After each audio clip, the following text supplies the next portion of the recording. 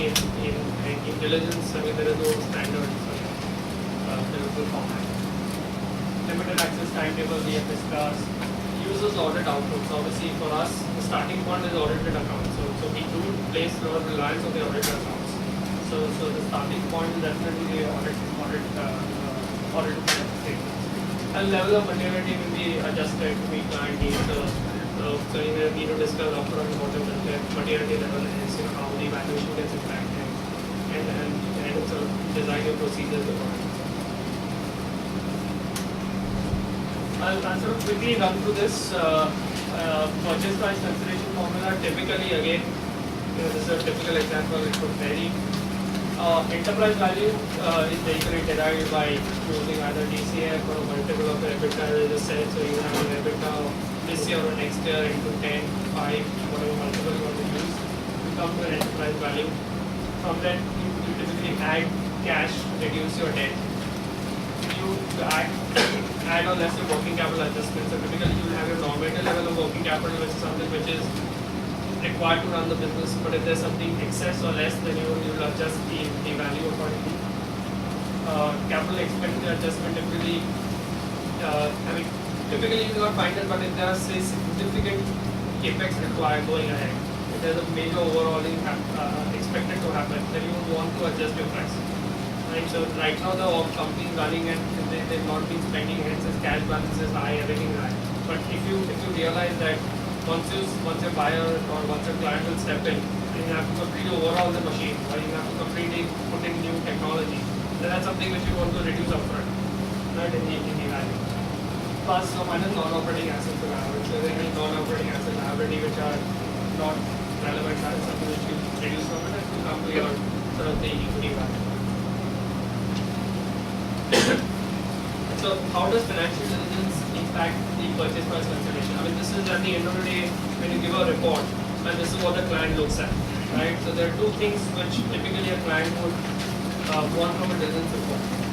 One is a detailed understanding of the business, the commercials, the product, the customer base of the company or the target that you're looking at, and the second bit is on any valuation adjustment that you can come up with.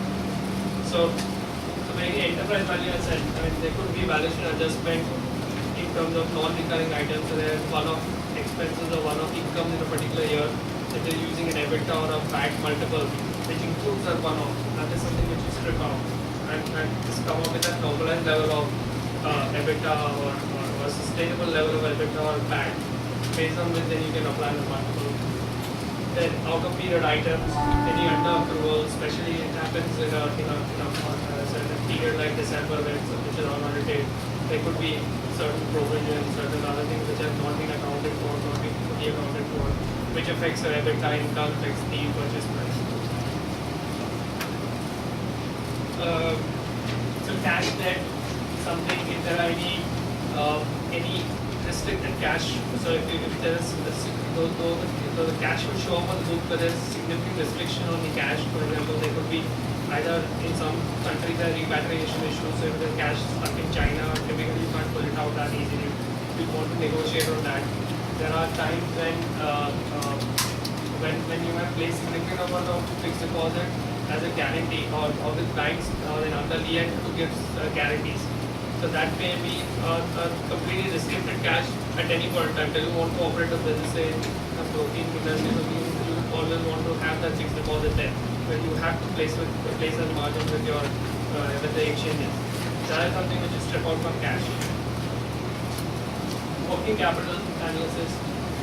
What are the 12 months working capital trends, etc. I think this is quite interesting. Okay. So working capital, what are last sort of 12 months, last 24 month trend in working capital? And working capital, I think what typically you need to be careful of is there is seasonality in working capital. Working capital is something that, say, in a for example, a beverages company, typically you have a lot of say a mango company. There's significant inventory during the summer season when they purchase mango, and that is consumed over the entire year. Right? So if you do a transaction in May or June, that is when they'll have maximum amount of inventory on the books. So hence the maximum amount of working capital, right? As compared to when you do a deal, for example, in Jan, and there are the least amount of micro order books, which is basically have the lowest amount of working capital. So in a situation when you do a deal in Jan, you need to tell the client that this is something which is not the normal level of working capital. You're actually buying to a company which has the least amount of working capital today. So you need to adjust your purchase price, because as you step in, immediately in 2 months you'll have to put in another 50 crores, 100 crores to buy that micro for the entire year. So that is something that you need to be very careful of in terms of working capital. So when you're doing the transaction, typically what is the seasonality and at what period you are actually taking that transaction. CapEx, what we discussed, if there are any significant proposed CapEx, non-operating assets, liabilities, we've discussed that. And sort of coming on to the last slide, this is what sort of are our adjustments. On quality of earnings, we give either revenue adjustments, so if your transaction based on a revenue multiple, we typically give revenue adjustment, EBITDA adjustment if your transaction based on EBITDA, similarly PAT, PPE, and there are other industry specific adjustments. So like in the mutual fund industry, you give AUM related adjustment, broking industry, you give some other adjustments. In an NBFC, you will give different kind of adjustments. So there are certain industry specific adjustments which are there. On the net asset, similarly, you give adjusted net worth. So if there are certain items that you identified, which are say debtors or recoverable, under accrual expenses, that also impacts the net worth, the reported net worth. So that is something also which you will typically adjust. So that finally results in an adjustment in your purchase price. Adjusted working capital, what we just discussed, and net working capital in debt and debt-like items. So debt. I mean, we all know debt is standard secured and unsecured loan, but there are certain debt-like items as well. So a lot of transactions say that it's on either cash-free, debt-free, or vaguely adjusted for debt and debt-like items. So what is debt-like items is something where you are actually. I can give an example. For example, typically if your creditors, your credit period that you get is say 60 days, right? But you see that over the last 1 or 2 years, he's actually been stretching that and paying over 120 days. So what he's doing is he's actually using extra 60 days credit, right, from the creditors to effectively fund his working capital. So that is effectively debt which is taken from the creditors. It's a debt-like item, right? So that is something which you would typically want to cover part of debt, because otherwise if you are a customer, if you step in and start paying all the creditors on time, an extra 60 days which the promoter earlier was enjoying, you need to fund it by taking additional debt on to getting your equity. So that is something which we classify as debt or debt-like items. That's it. Any questions? Cross-border transaction, CPE, we have this valuation report required by merchant bankers for any transaction more than 5 million. So then when we are doing this due diligence, can it be also considered for that particular thing, or then you require a separate? Due diligence cannot be used by any regulator for any purpose. But if you are saying like there could be a merchant banking division of a same company having category 1 merchant banking license, and this study be useful because we are also going through the valuation process to an extent for negotiating. So, but that report typically will not be. I mean, we can give inputs into it. Obviously, we can always leverage on it, but typically will not be used as it is for any regulatory requirement. Any other questions?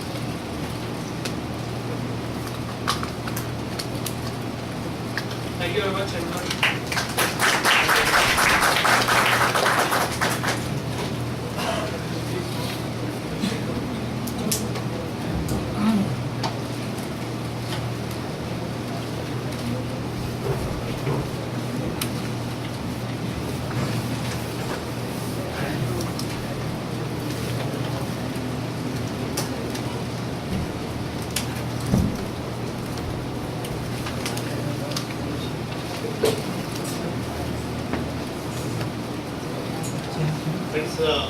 We move towards the second part of the due diligence, that is tax due diligence.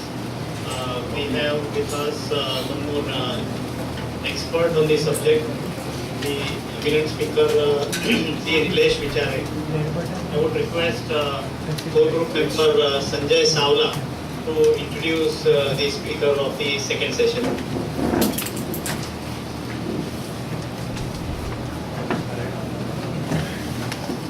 Yeah. Good evening, friends. It Raise is it. my immense pleasure to